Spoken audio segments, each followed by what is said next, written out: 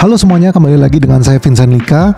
Hari ini kita akan menjawab pertanyaan lagi, dan pertanyaannya berbunyi seperti ini. Bagaimana cara menjadi cerdas? Karena sebelumnya kurang pintar, susah mengingat, susah menghafal, mudah lupa sehingga tidak teliti. Pertama-tama kita harus memahami dulu bahwa kecerdasan itu tidak dinilai dari seberapa hebat kita menghafal atau mengingat tentang informasi-informasi. Karena kecerdasan sendiri itu dibagi menjadi berbagai jenis. Jadi kalau secara saintisnya yang paling populer itu adalah dari teorinya Howard Gardner. Itu menyebutkan bahwa kecerdasan itu dibagi menjadi 8. Dan ini menunjukkan bahwa setiap orang itu pasti ada kecerdasannya masing-masing dalam bidangnya masing-masing yang lebih menonjol dibandingkan bidang-bidang lainnya. Kalau hanya sekedar kita itu sulit untuk ingat atau sulit untuk menghafal, kita tidak boleh terlalu cepat menilai atau menganggap bahwa diri kita itu kurang pintar atau kurang cerdas. Barangkali kita mempunyai kecerdasan yang lebih menonjol di bidang yang lain. Tetapi kalau misalnya ingin tahu gimana caranya supaya lebih gampang ingat atau gampang menghafal suatu hal, maka itu akan kita bahas nanti di video yang kali ini. Yang pertama ada kecerdasan linguistik. Ya, jadi kecerdasan linguistik ini buat orang-orang yang pintar dalam memakai kata-kata untuk berkomunikasi dan berbahasa. Nah, ini juga termasuk sebagai salah satu kecerdasan. Kalau misalnya teman-teman ada yang pintar dalam menggunakan bahasanya, menggunakan kata-katanya baik secara verbal maupun non-verbal, maka ini sudah bisa dianggap sebagai memiliki kecerdasan linguistik. Yang kedua ada kecerdasan logika matematika. Ini bagi orang-orang yang logikanya itu sangat jalan ya, sangat pintar untuk memecahkan masalah, terutama yang matematis ya. Jadi biasanya itu jago di hitung-hitungan, jago analisis. Nah, ini dinamakan kecerdasan logika matematika. Yang ketiga adalah kecerdasan spasial. Ini buat orang-orang yang mampu mempunyai keterampilan dalam memahami tentang ruang, tentang 3D. Jadi biasanya orang-orang ini yang jago dalam seni visual, jago dalam desain, dalam merancang sebuah ruangan. Nah, ini dinamakan kecerdasan spasial. Yang keempat adalah kecerdasan kinestetik jasmani. Ini adalah orang-orang yang memiliki kemampuan untuk mengkoordinasi tubuhnya ya, untuk melakukan gerakan-gerakan motorik baik halus maupun kasar. Contohnya misalnya orang yang jago ngedance atau menari, atau mungkin orang-orang yang hebat dalam berolahraga seperti atlet. Nah, ini dianggap memiliki kecerdasan kinestetik jasmani. Yang kelima ada kecerdasan musik, kemampuan untuk memahami, menciptakan, mengenal nada, memainkan alat musik, memahami ritme dan melodi dan sebagainya yang berhubungan dengan musik atau biasanya ke audio pendengaran. Yang keenam adalah kecerdasan interpersonal. Jadi interpersonal ini antara diri kita dengan orang lain. Orang yang memiliki kecerdasan interpersonal biasanya itu orangnya supel, easy going, dan banyak orang-orang lain itu yang suka sama dia. Jadi gampang berteman, gampang ngobrol, gampang bekerja sama dalam tim. Nah, ini adalah kecerdasan interpersonal. Yang ketujuh adalah intrapersonal.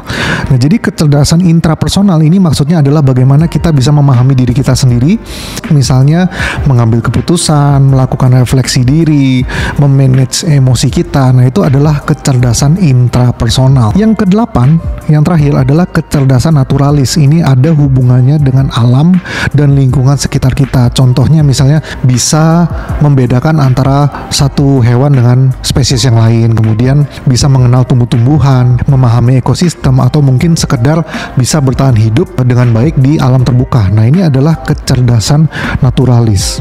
Di luar dari teori ini masih ada lagi yang nambahin, misalnya kecerdasan emosional atau EQ ya, bukan IQ.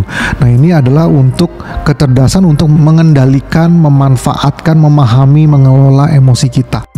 Ada juga kecerdasan spiritual atau SQ. Jadi kalau kita lihat di sini sebenarnya kecerdasan itu banyak sekali. Tinggal kita itu memang mau meningkatkan di bidang yang mana. Apakah kita bisa memiliki kecerdasan di semua bidang? Tentu saja bisa ya. Semua itu perlu dilatih, perlu ditingkatkan, perlu menambah pengalaman kita dan juga pembelajaran kita dalam bidangnya masing-masing gitu. Jadi bukan kita itu terlahir dengan kecerdasan cuma di satu bidang aja gitu. Kita bisa memperluas kecerdasan kita ini ke semua bidang kalau memang kita mau. Lalu berikutnya kita akan membahas tentang hal-hal yang gampang diingat atau gampang dihafalkan. Biasanya hal-hal yang gampang diingat itu adalah hal yang berkaitan erat dengan emosi dia di saat kejadian itu. Jadi coba deh kita ingat-ingat lagi kejadian misalnya dalam 5 tahun terakhir, kejadian yang paling bikin kita happy, atau mungkin kejadian yang paling bikin kita sedih, atau paling bikin kita marah. Biasanya hal-hal ini akan mudah untuk kita ingat dan kita ceritakan kembali. Kenapa? Karena ketika kejadian itu, emosi kita itu sedang dalam puncaknya atau sedang meluap-luap gitu ya. Nah, untuk kejadian-kejadian yang memiliki emosi yang meluap-luap ini, itu akan lebih mudah untuk diingat atau dihafalkan. Ini menunjukkan bahwa sebenarnya menghafal suatu hal itu memang gak begitu ada hubungannya dengan kecerdasan, karena cara untuk mengingat suatu hal itu berbeda-beda. Ada orang yang lebih gampang mengingat hal itu dari melihat gambar. Ada orang yang lebih gampang mengingat itu melalui tulisan. Ada orang yang lebih gampang mengingat itu melalui video dan sebagainya. Jadi itu benar-benar memang tidak menunjukkan kecerdasan seseorang. Cuman kalau memang kita pengen apa sih caranya supaya kita itu lebih gampang ingat, lebih gampang menghafal, ya tentu ada beberapa caranya dan akan kita bahas. Yang pertama adalah tentu dari gaya hidup kita. Gaya hidup kita itu akan mempengaruhi apakah kita bisa memaksimalkan dari otak kita, pikiran kita atau tidak. Contohnya misalnya tidur ya, misalnya jam tidur. Kalau misalnya kita itu sering begadang atau tidurnya lewat dari jam 11, kemudian tidurnya juga kurang, misalnya di bawah dari 6 jam setiap hari, maka yang terjadi adalah ketika kita tidur itu adalah waktu untuk meregenerasi sel-sel kita yang rusak. Dan ketika kita melewatkan waktu itu dan kita malah melakukan hal yang lain, main HP atau mungkin kita kerja lembur, nah inilah yang membuat sel-sel kita di organ tubuh kita itu rusak. Dan ketika sel tubuh kita itu rusak, itu sudah tidak bisa kembali lagi. Kalau udah rusak itu tidak bisa dibenerin lagi ya. Jadi itulah yang membuat kenapa orang-orang itu di umurnya yang masih muda tapi kelihatan lebih tua. Nah, inilah yang terjadi kalau kita tidak memberikan waktu untuk tubuh kita untuk meregenerasi sel-sel kita, termasuk juga di otak. Ya, jadi kalau misalnya kita kurang tidur, ya udah pasti otaknya nggak konsen. Itu akan sangat terpengaruh dari gaya hidup kita. Kemudian juga gaya hidup itu dari makan. Makanan-makanan yang bisa meningkatkan kapasitas otak itu yang banyak mengandung misalnya omega 3 dan DHA. Mungkin kita pernah Google dan disarankan untuk banyak makan ikan, banyak makan telur. Ya. Memang perlu kita untuk mengonsumsi hal itu, tetapi kita harus mengingat bahwa mau kita makan ikan seember atau makan kacang almond setoples juga itu tidak akan membuat kita tiba-tiba jadi gampang ingat atau membuat kita tiba-tiba menjadi cerdas ya. Jadi itu sangat berpengaruh kalau misalnya untuk anak kecil yang di bawah umur 2 tahun yang ketika memang sedang mengembangkan otaknya. Jadi butuh semua nutrisi itu untuk mengembangkan kapasitas otaknya hingga sudah fix di umur 2 tahun. Tetapi kalau misalnya yang kita ini yang udah umur 30, 40, 50 itu udah nggak gitu ngefek sebenarnya ya. Jadi itu hanya untuk mencukupi nutrisi kita sehari-hari. Kemudian juga gaya hidup yang perlu kita perhatikan sebenarnya banyak banget ya, tapi ini kita akan membahas beberapa saja. Contohnya lagi misalnya merokok. Yang merokok itu juga sama, itu merusak sel-sel di tubuh kita, itu menghambat peredaran darah dan oksigen ke otak kita, dan itu akan mengganggu ya, akan bisa mengurangi kapasitas kita, kemampuan kita untuk mengingat dan menghafal. Pola makan dan olahraga itu juga sama.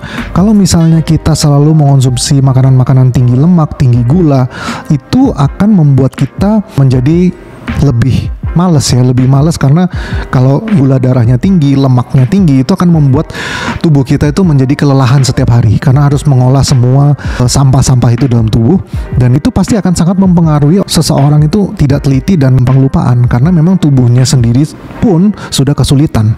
Jadi kita memang harus menjaga semua pola hidup kita kalau ingin punya otak yang lebih gampang mengingat atau menghafal. Yang kedua adalah kita bisa menggunakan alat bantu.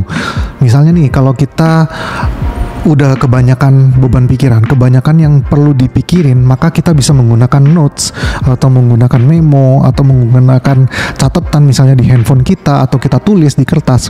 Nah, ini akan sangat membantu sekali. Saya pribadi juga setiap saat menggunakan hal itu. Misalnya nih, yang paling sering saya lakukan adalah bikin to-do list. Apa saja yang perlu saya lakukan hari ini atau mungkin minggu ini itu akan saya tulis.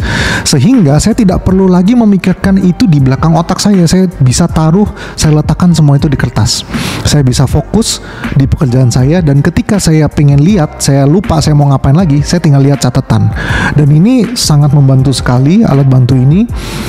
Kalau memang kita pelupa ya, misalnya kita punya janji, punya schedule yang padat, maka ya udah coret-coret aja itu di kalender. Kita tandain tanggal segini kita kemana, tanggal segini kita meeting sama siapa. Nah, ini tentu akan sangat membantu kita dalam mengingat semua hal-hal itu. Yang ketiga adalah kita harus bisa melatih menggunakan otak kita. Karena otak kita itu seperti otot ya, dia itu adalah organ yang harus dipakai untuk bisa berkembang. Kalau misalnya kita jarang pakai otak kita, itu sama kayak kalau kita jarang pakai otot kita, dia akan semakin ciut dan semakin kecil. Dan kalau udah ciut kecil ya itu nggak kepake sebenarnya ya. Tapi kalau misalnya kita setiap hari menggunakan otak kita untuk berpikir, untuk menganalisa, untuk memecahkan masalah, nah tentu membuat otak kita itu menjadi bugar, ya menjadi bugar dan lebih maksimal dalam kemampuannya mengingat, menghafal dan bekerja sehari-hari. Seringkali kita itu menjalankan kesibukan setiap hari itu tanpa sadar. Jadi begitu bangun, ke toilet, lihat HP, bikin sarapan, bikin kopi, pergi kerja dan sebagainya, itu semua kita lakukan tanpa sadar. Otak kita itu kosong gitu, menjalankan rutinitas sehari-hari tanpa pemikiran kita yang sadar itu ada di situ. Yang membuat kita itu jadi jarang pakai otak kita untuk memikirkan, merenungkan, menganalisa, itu sangat jarang. Dan inilah yang membuat kita itu jadinya itu pelupa, jadi nggak teliti karena otaknya jarang dipakai. Dan zaman sekarang yang menurut saya cukup berbahaya dan cukup menjadi perhatian kita semua itu adalah dengan penggunaannya gadget atau handphone atau TV ya. Kenapa ini bisa berpengaruh? Karena begini, ketika kita melihat sosial media atau ngeliat video-video di gadget kita, yang kita alami itu adalah otak kita menerima informasi. Dan kalau kita lihat di sosial media kita, informasi itu datang begitu cepat dan kita tidak memberi waktu otak kita untuk mencerna semua informasi itu. Semuanya datang begitu cepat. Jadi setiap 10 detik kita akan scroll informasi baru, kita scroll informasi baru lagi, dan ini membuat otak kita itu hanya menerima saja. Ini namanya information overload, tidak memberikan waktu otak kita untuk menganalisa, memikirkan, memberikan feedback. Nah, ini yang membuat kita itu menerima informasi, tapi otaknya sebenarnya nggak dipakai. Ya, jadi kita itu cuma nonton doang, terima doang, tapi sebenarnya otak kita itu tidak dipakai untuk melakukan semua proses-proses yang penting itu tadi. Menganalisa, memahami, memberikan feedback, mengkristalkan informasi. Jadi banyak sekali proses yang dilewatkan kalau kita setiap hari itu ngeliatin gadget kita. Tentu ini sangat-sangat berbahaya, terutama buat anak-anak muda, karena yaitu ketika anak-anak muda itu adalah saat-saat masa-masa emas untuk meningkatkan kemampuan otaknya untuk berpikir kritis, untuk memecahkan masalah. Kalau misalnya ada masalah dikit terus kita cari jawabannya di Google, kita lihat sosmed, kita scroll TikTok, tentu otaknya akan jarang sekali untuk dipakai. Memang kemajuan teknologi ini plus minus dan kita harus secara bijak memanfaatkannya. Jadi untuk bisa meningkatkan kecerdasan kita atau mungkin meningkatkan kemampuan otak kita untuk lebih teliti, lebih gampang ingat, itu adalah tentu dengan kegiatan-kegiatan yang memang secara aktif menggunakan otak kita. Contohnya aja misalnya bertemu dengan orang, membaca buku, pergi keluar untuk belajar hal-hal baru, menulis, berdiskusi, merenung, menganalisa.